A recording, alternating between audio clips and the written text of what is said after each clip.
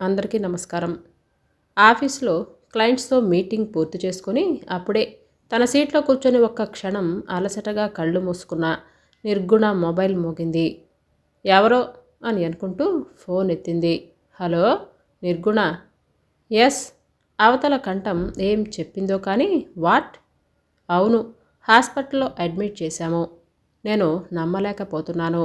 మా అందరి పరిస్థితి అలాగే ఉంది. ఇంకా షాక్లోనే ఉన్నాం. దుఃఖం నిండిన గొంతుతో మాట్లాడి ఫోన్ పెట్టేశాడు అరుణ్. నియతి ఆత్మహత్యా ప్రయత్నం చేసుకుందా? నమ్మలేకపోతున్నాను. నేను విన్నది నిజమేనా? 4 రోజుల క్రితమే కదా మాట్లాడాను దానితో. ఎప్పుడు ఉండే సమస్యల గురించే మాట్లాడుకున్నాం. ఇంతలో కొత్తగా ఏమైంది? అలాంటి నిర్ణయం ఎందుకు తీసుకుంది నీతు? ఆఫీస్లో నా కొలిక్కి చెప్పి నేను అర్జెంటుగా చేయవలసిన పనిని తనకు అప్పగించి హాస్పిటల్కి పరుగు తీశాను.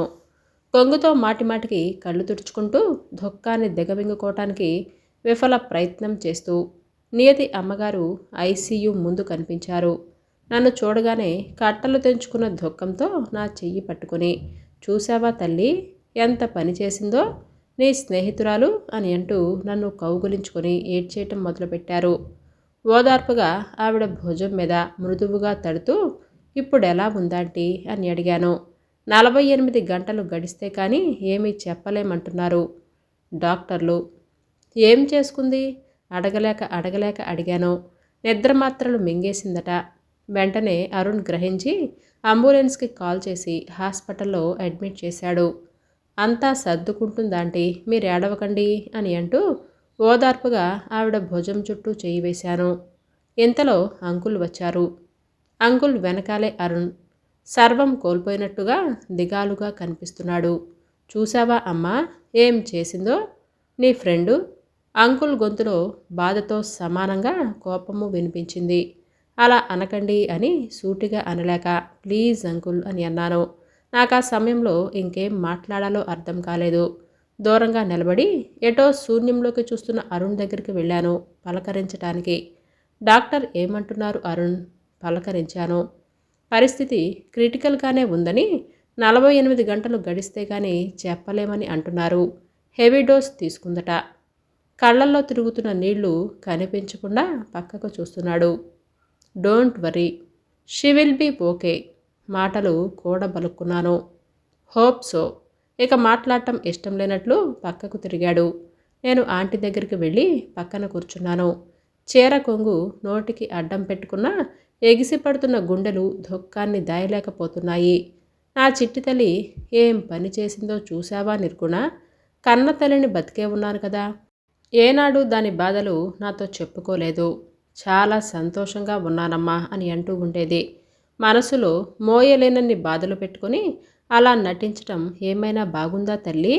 బేలగా కన్నీళ్లు పెట్టుకుంటున్న ఆవిడను ఎలా ఓదార్చాలి? నాకు లేదు బాధ. నియతి అలా చేసినందుకు నేను తట్టుకోలేకపోతున్నాను. రాత్రి దాకా ఉండి ఇంటికొచ్చాను. మధ్యాహ్నం ఈ వార్త తెలిసినప్పటి నుంచి నాలో కమ్ముకున్న దిగులు మేఘాలు ఉరుములు మెరుపులతో వర్షించటం మొదలుపెట్టాయి. తలగడ మధ్యలో ముఖాన్ని దాచుకుని వెక్కి వెక్కి ఏడ్చాను. ఇంకా ఊరుతూనే ఉన్న ఈ కన్నీటికి ఆనకట్టను వెయ్యలేకపోతున్నాను. ఇంతటి దుఃఖాన్ని తీర్చేవారెవరు? నీతు డియర్, ఇలా ఎందుకు చేశావు? నీలో భావాల సంఘర్షణను నేను సరిగ్గా అర్థం చేసుకోలేకపోయానా? లేక తేలికగా తీసుకున్నానా? నిన్ను నిర్లక్ష్యం చేశానా? నేను సైతం నీ ఆవేదనకు కారణమయ్యానా? ఇంతలో నీకేదో సాయంత్రం కొరియర్ వచ్చిందే నిర్గుణ అని అంటూ అమ్మ ఒక లెటర్ తెచ్చిచ్చింది. అమ్మకు చెప్పనా ఈ విషయం? నో, ఇప్పుడే చెబితే కంగారు పడుతుంది. నియతిని అమ్మ ఎంత అభిమానిస్తుందో నాకు తెలుసు. లెటర్ నాకెవరు రాస్తారు? ఆత్రంగా విప్పాను. అది నియతి చేతిరాత. నియతిని ప్రేమగా నీతు అని పిలవటం నాకిష్టం. అలాగే నీతు నన్ను నిగ్గు అని పిలుస్తుంది. నా ప్రాణమైన నిగ్గు. చివరిసారిగా వీడ్కోలు తీసుకోబోతూ నీకు ఈ లెటర్ రాస్తున్నాను. నిగ్గు, నువ్విచ్చిన ప్రోత్సాహం, నువ్వందించిన సహకారంతోనే ఇప్పటిదాకా ఈ బండిని లాక్కొచ్చాను. ఇక నా వల్ల కాదు. ఎందుకు ఈ నిర్ణయం తీసుకున్నానంటే ఎక్కడ మొదలు పెట్టను? ఏమని రాయను? నీకు తెలియకపోతే కదా. అరిగిపోయిన గ్రామ్ఫోన్ రికార్డులాగా పదే పదే చెబుతూ ఇన్ని రోజులు నిన్ను విసిగిస్తూ వచ్చాను. ఇక నీ నీతు నిన్ను విసిగించదులే నిగ్గు. చిన్నప్పటి నుండి నా భవిష్యత్ ప్రణాళిక అంతా నాన్నగారిదే. నాకు ఇంజనీరింగ్ చదవాలని లేదు నాన్న, చక్కగా ఆర్ట్స్ గ్రూప్ తీసుకుంటానంటే నో, నువ్వు ఇంజనీరింగ్ అవ్వాల్సిందే అని బలవంతంగా చదివించారు. నా చిన్న చిన్న కోరికలను కాదని నాన్నకిష్టమైనవి అన్నీ నా మీదే రుద్దారు. డ్యాన్స్ నేర్చుకోవాలి అన్న నా కోరిక, సాహిత్యం చదవాలన్న నా అభిలాష, వీణ వాయించాలి అన్న నా ఆశ అనేకానేక ఆంక్షల సంఖ్యలలో బంధించబడి నా స్వేచ్ఛకు ప్రశ్నలుగా మిగిలాయి. పుస్తకాలలో పాఠాలను నేర్చుకున్నాను, బతికే స్థైర్యాన్ని నేర్చుకోలేకపోయాను. నేను ఎదుగుతున్నానా లేక కుంచుకుపోతున్నానా అని ఆలోచించే ధ్యాస మా ఇంట్లో ఎవరికీ లేదు. మార్కుల జాబితాలో నేను ఓ మార్కునే. అమ్మ నాన్న, పరువు కులం వీటికి భయపడుతూ నా ప్రేమను చంపేసుకున్నానే, కానీ సాహసం చేయలేకపోయాను. అది ప్రేమో ఆకర్షణో తెలుసుకునే అవకాశం కూడా ఇవ్వకుండా నా మనసు నోరు నొక్కేశాను. నీ మనసు చెప్పినట్లు విను, నీ జీవితం నీ సొంతం, కాంప్రమైజ్ అవ్వకు అని అంటూ ఆ రోజు నువ్వెంత ప్రోత్సహించావో. కానీ నాకు మరో చాయిస్ లేదు. తల వంచేశాను నాన్నగారు కోరుకున్నట్లుగా. నేను శ్రీమంతుల ఇంటికి కోడలిని అయ్యాను. మా అత్తగారిల్లు ఒక జైలు, విలాసవంతమైన జైలు. అందులో నేను శాశ్వతంగా బంధించబడినటువంటి ఒక ముద్దాయిని. ఇంట్లో ఏ చిన్న పొరపాటు జరిగినా అందరూ నా వైపే వేలు చూపిస్తారు. మా అత్తగారికి బీపీ పెరిగితే అమ్మకు సపరేట్గా ఉప్పు లేకుండా కూరలు వండమని వంట మనిషికి చెప్పలేవా, దగ్గరుండి చూసుకోవద్దా అని అంటూ మా వారు నా మీద ఎగురుతారు. మా మామగారు షుగర్తో బాధపడుతున్నా రహస్యంగా ఎవరూ చూడకుండా స్వీట్స్ తినేస్తారు. ఆయన షుగర్ లెవెల్ పెరిగినా సరే నేనే ముద్దాయిని. మా వారికి ఆఫీస్లో పని ఎక్కువైనా దానికి కూడా నేనే కారణం. ఇంజనీరింగ్ గ్రాడ్యుయేట్వి, ఇల్లు మేనేజ్ చేయటం నా ఒక్కదానిదే పాత్ర ఉంది అని అన్నట్లుగా ఏ రోజు నా మనసు పరవశించిన సందర్భమే లేదు. యావజ్జీవ కారాగార శిక్ష అంటే ఇదేనేమో నిగ్గు. నేను చాలా అదృష్టవంతురాలిని అని బయట లోకానికి తెలుసు. నా బాధలు చెప్పినా నమ్మరు సరికదా, నన్ను పిచ్చిదానిగా చూస్తారు. పలానా వారి ఇంటి కోడలంటే ఎంత అదృష్టాన్ని నోచుకున్నానో అని అనుకుంటారు. వారి అంతస్తుకి తగినట్లుగా నడుచుకోవాలట. నాకంటూ ఒక అభిప్రాయం, నా భావాన్ని ప్రకటించే స్వేచ్ఛ కూడా ఉండకూడదు. ఇంజనీరింగ్లో కాలేజ్ ఫస్ట్ వచ్చాను. అది ఐటీ బ్రాంచ్లో. కానీ బావిలో కప్పల, అందరి చేత మాటలనిపించుకుంటూ ఇలా బతుకుతున్నాను. పోనీ ఆ ఇంటి నుండి శాశ్వతంగా బయటికి వచ్చేద్దాము అని అనుకుంటే అమ్మ నాన్న నాకు సర్దుకుపోవటం రాదని, నాదే తప్పని నిందిస్తారు. నాకు ఓర్చుకోలేని బాధ కలిగినప్పుడల్లా నీ భుజంపై వాలిపోయేదాన్ని. ఎన్నాళ్ళెలా సర్దుకుపోయి బతుకుతాను? నీ ఇష్టాలు చెప్పు, కష్టాలు ఎత్తిచూపు అని అంటూ నువ్వెన్నిసార్లు చెప్పినా ఆ పని చేయలేకపోయాను. నాలోని పిరికితనం, మాటనున్న అసమర్థత, చేతకానితనం నన్ను కట్టి పడేస్తూనే ఉన్నాయి ఈ క్షణం వరకు. ప్రేమ కోసం తపించి తపించి అలసిపోయాను. నాపై చూపించే అధికారాన్నే ప్రేమ అని భ్రమపడుతూ బతకలేను. ఎదురించి నిలదీసి బతికే ధైర్యాన్ని నా జీవితంలో నేను నేర్చుకోలేకపోయాను. నీ ప్రోత్సాహం నన్ను ధైర్యంగా ముందుకు అడుగు వేయమన్నా నడిచే శక్తి నాకు లేదు. అందుకే ఓడిపోతూ వెళ్ళిపోతున్నానే. బాయ్. మరో జన్మంటూ ఉంటే మళ్ళీ నువ్వే నా ప్రియనేస్తానివి. నీ నీతు. నా కన్నీటి చుక్కలతో అక్కడక్కడ అక్షరాలు అల్లుకుపోయాయి. ప్రతి వాక్యం నియతి గుండెల్లో గూడు కట్టుకున్న గుబురును, ఒంటరితనాన్ని తెలియజేస్తున్నాయి. నేను ఎంత తప్పు చేశాను? 4 మాటలు చెప్పి ఊరుకున్నానే కానీ తను డిప్రెషన్లోకి కూరుకుపోతుంది అని నేను గ్రహించలేకపోయాను. కౌన్సిలింగ్కి తీసుకొని వెళ్ళాలి అన్న ఆలోచనే రాలేదు నాకు. ప్రొఫెషనల్ హెల్ప్ తీసుకుంటే పరిస్థితి ఇక్కడి దాకా వచ్చి ఉండేది కాదేమో. Out of danger. ఈరోజు రూమ్కి షిఫ్ట్ చేస్తారట. అరుణ్ ముఖంలో రిలీఫ్. ప్రమాదం తప్పిందన్న ఆనందం అంకుల్ కళ్ళల్లో కనిపిస్తూ ఉండగా, అంకుల్ మీరు కోపం తెచ్చుకోను అని అంటే ఒక మాట చెబుతాను అని అన్నాను. ప్రశ్నార్థకంగా నా వైపు చూశారు. నియతి రాసిన ఉత్తరం అంకుల్ చేతిలో పెట్టాను. లెటర్ చదువుతూ ఉండగా అంకుల్ కళ్ళల్లో కదలాడిన చెమ్మ నాలో ఆశను పెంచింది. మీకు మీ అమ్మాయి అంటే ఎంత ఇష్టమో నాకు తెలియంది కాదు. తన కోసం మీరు అన్నీ సమకూర్చి పెట్టారు. కానీ అంకుల్, మీ కూతురికి కొన్ని ఇష్టాలు ఉంటాయి అనే విషయాన్ని మాత్రం మర్చిపోయారు. మీ కూతురు శ్రమ లేకుండా ప్రయాణించాలి అని అనుకుంటూ చక్కటి రహదారిని నిర్మించి ఇచ్చారు. ఆ దారి మీ కూతురికి నచ్చిందో లేదో కూడా అడగటం విస్మరించారు. నేనేది చేసినా తన మంచికే కదమ్మా చేశాను. నాకు అర్థమైంది అంకుల్. మీ కూతురి భవిష్యత్తు పైన చాలా ఎక్కువ కలలు కంటూ అదే ధ్యేయంగా భావించారు.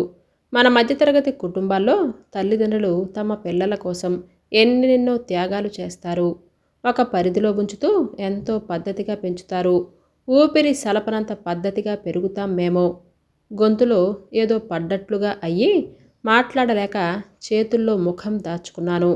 10 నిమిషాలు ఏమీ మాట్లాడకుండా ఉండిపోయారు అంకుల్. నేను కూడా నిశ్శబ్దంగా ఉండిపోయాను. మరొక్క మాట, నియతిని అరుణ్ణి కౌన్సిలింగ్కు పంపిద్దాం. అంకుల్ మౌనాన్ని ఛేదిస్తూ అన్నాను. సమాధానం చెప్పలేక తలదించుకున్నారు.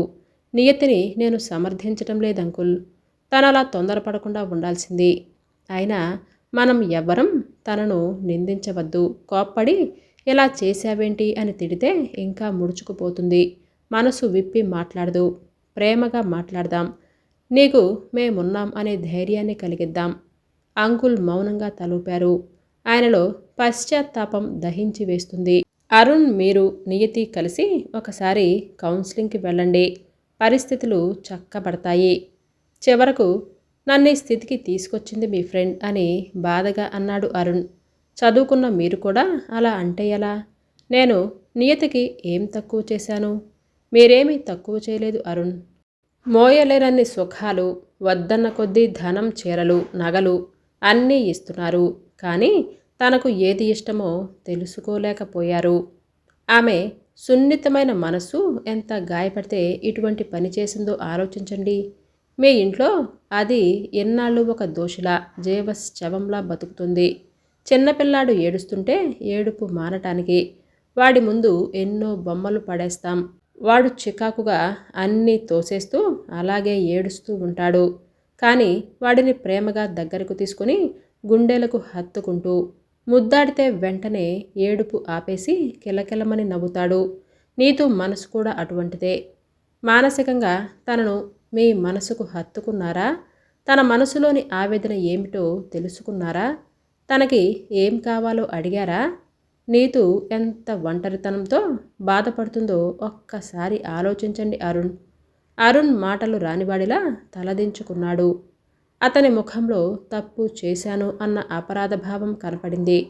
ఇంకా ఎంతో మాట్లాడాలి అన్న నా ఆత్రాన్ని ఆపేసుకుంటూ, మీకు ప్రేమ లేదని కాదు, ఒక కమ్యూనికేషన్ గ్యాప్, నీతుని అర్థం చేసుకోండి అని అన్నాను. 4 రోజులలో నియతి కాస్త కోలుకుంది.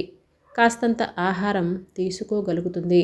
మానసికంగా ఎంత ఒత్తిడికి లోనైందో తన ముఖం చూస్తుంటేనే అర్థమవుతుంది. ఏకాంతం దొరకగానే నీతూ అని అంటూ పిలిచాను. నేను మాట్లాడే లోపు బోరున ఏడ్చేసింది. ఏడవని, కరువు తీరా ఏడవని, మనస్సు కరిగి నీరవ్వని. నేను మాట్లాడకుండా తననే చూస్తూ ఉండిపోయాను. కాసేపటికి సర్దుకుంది. ఏయ్ పిచ్చి మొద్దు, మమ్మల్ని అందరినీ వదిలేసి అలా ఎలా వెళ్ళిపోదామనుకున్నావు? ఈ బంధం అంత తేలికగా తెగిపోతుంది అని అనుకున్నావా? చూడు, మీ పేరెంట్స్ దుఃఖాన్ని దిగమింగుకుంటూ డాక్టర్ల చుట్టూ ఎలా తిరుగుతున్నారో. మా బంగారు తల్లి భవిష్యత్తు కోసం కనని కల లేదు, చెయ్యని ఏర్పాటు లేదు. చివరికి ఇలా అయింది అని అంటూ ఇద్దరూ కుమిలిపోతున్నారు. అరుణ్కి హఠాత్తుగా 10 ఏళ్ళు పైపడినట్లుగా అయిపోయాడు. మీరెళ్ళి ఫ్రెష్ అయ్యండి, నేనుంటాను నీతు దగ్గర అని నేనెన్నిసార్లు చెప్పినా నిన్ను క్షణం కూడా వదిలి వెళ్ళలేదు. అతని కళ్ళల్లో కదలాడిన దిగులు వెనుక ప్రేమ లేదంటావా? నువ్వు నాకు రాసిన లెటర్ను అరుణ్కిచ్చి చదువుకోమన్నాను. ఉత్తరం చదివి వెలవెలలాడిపోయాడు. దుఃఖంతో మాట్లాడలేకపోయాడు. అతనికి నీపై ఉన్న ప్రేమను వ్యక్తపరచటం చేత కాదు అని ఒప్పుకుంటాను. కానీ నీలోని మెతకతనాన్ని, మంచితనాన్ని ఎన్నాళ్ళు కప్పేసుకుంటావు నీతు? నీకేం తక్కువైందని ధైర్యంగా నీ మనసులోని మాటను చెప్పలేవా? 3 ఏళ్లకే పిల్లలు పుట్టలేదని మీ అత్తగారు అంటుంటే జవాబివ్వకుండా మౌనంగా ఉండిపోవటం ఏమిటి? అనుక్షణం కాంప్రమైజ్ అవుతూ బతకమని నేను చెప్పను. నీకు నచ్చని, నీకు సంబంధం లేని విషయాలను సూటిగా చెప్పు. అలా చేయలేను అని అనుకుంటే ఆ ఇంటి నుండి శాశ్వతంగా వచ్చేసి స్వేచ్ఛగా బతుకు. అంతేకాని జీవితాన్ని ముగించుకోవాలి అని అనుకోవటం పరిష్కారం కాదు. స్వేచ్ఛ అనేది ఎవరో నీకిచ్చే వస్తువు కాదు నీతు. ఆ స్వేచ్ఛను పొందే ప్రయత్నం చేయాలి. భగవంతుడు నీకిచ్చిన అపురూపమైన జీవితాన్ని అర్ధాంతరంగా వదిలేసి వెళ్ళిపోవటం ఎంతవరకు న్యాయం చెప్పు? నువ్వెంత పిరికిదానివి అవుతావని నేను ఊహించలేకపోయాను. అరుణ్ తన పొరపాటు గ్రహించాడు. ఈ డిప్రెషన్ నుండి బయటపడు.